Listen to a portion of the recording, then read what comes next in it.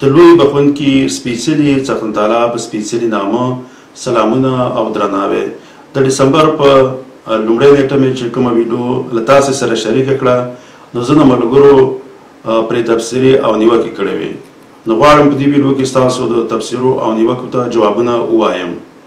لومړی چې د پنجاب آبادي له نورو صوبو څخه زیاته ده نو ځکه پر نورو صوبو د پنجابیانو حکومت دی. نو د دې لپاره به تاسو سره یو وړوکی مثال شریک کړم چې تاسو پرې پوه شئ. چې دوه کلي دي د یو کلی آبادي ډیره ده، ځمکه یې هواره ده، غرونه پکې کم دي. بل کلی د آبادي یې کمه ده، ځمکه کمه ده، غرونه پکې زیات دي، سیندونه یې له غرونو بهیږي، ځنګلونو مدنیات پکې پریمانه دي. خو د کوم کلي آبادي چې ډیره ده، کم آبادي والا کلي ته وایي چې ستاسې آبادي کمه ده، نو ستاسو د ځمکو، وسایلو، ځنګلونو او سیندونو حق زموږ دی. دا فیصله به موږ کوو چې په چای پر څومره قیمت خرڅوو او ستاسې دې وسایلو څخه تاسو ته موږ څومره برخه درکوو. د دې فیصلو حق زموږ دی چې زموږ آبادي ډیره ده. موږ به شریکه آرمي هم جوړوو چې دې مشري به 100 کسیزه کمیټي کوي چې په دې کې به 14 کسان زموږ وي چې زموږ آبادي ډیره ده او 4 کسان به ستاسې وي چې ستاسې آبادي کمه ده.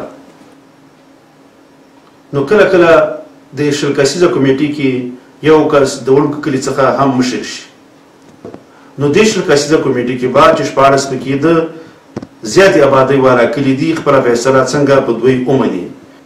دغه حساب د پنجاب د نورو صوبو سره دی. په پاکستان کې سندي، بلوچ، پنجابي، کشمیري او پښتون په خپله خاوره یا سیمه پراته دي.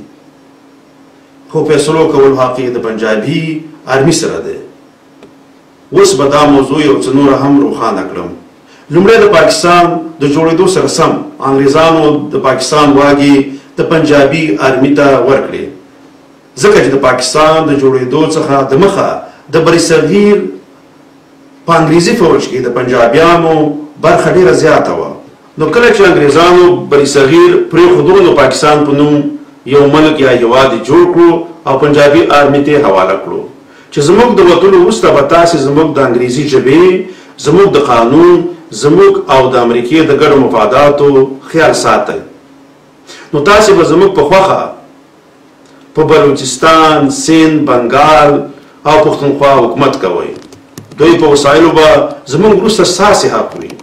دا چې د بنګلادیش یا بنګال آبادي له ټول مغربي پاکستان څخه زیاته وه، خو بیا هم په هغه وخت کې په ګډ پاکستان چې بنګال هم پکې شامل و د پنجابي آرمي حکومت و.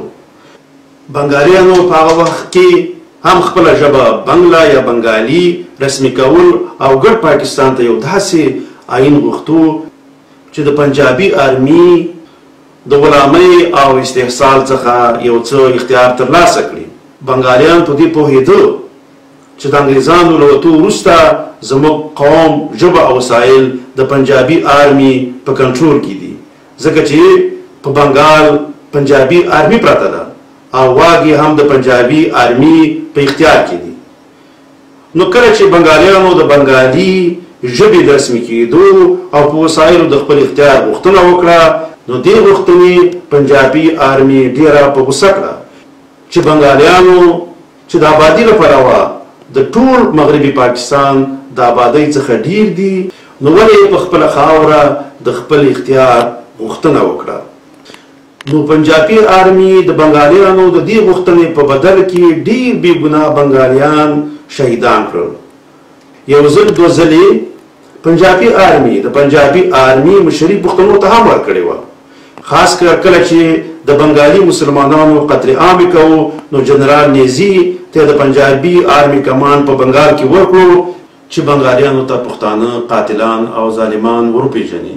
همداسې مغربي پاکستان کې هم د پنجابي آرمي مشري یو ځل دوه ځلې پښتنو ته ورکړې.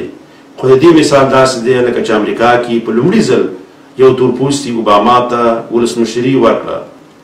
نو د یو تورپوستي په مشرۍ کې خو د امریکا واګې تورپوستي نشي لاسته راوړلی.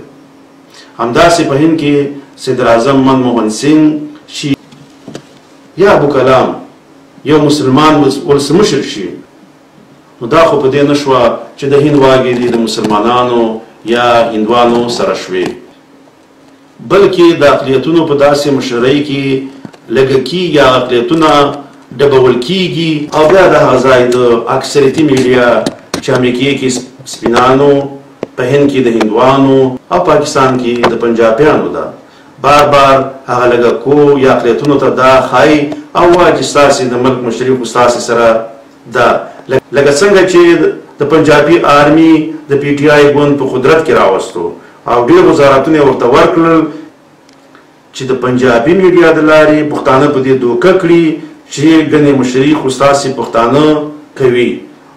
مثالونه مې درته د مخه درکړي دي. ملګرو، ستاسو د حوصلې څخه نړۍ مننه چې زما دا ویډیو مو ولیدله. دا ویډیو له خپلو ملګرو سره شریکه کړئ، او که بیا کومې تبصرې یا نیوکې لرئ نو د مسنجر د لارې ما ته راولېږئ. ستاسو څخه نړۍ مننه. تر بیا د لوی الله په امان خوشحال، آباده او سوکاله اوسئ.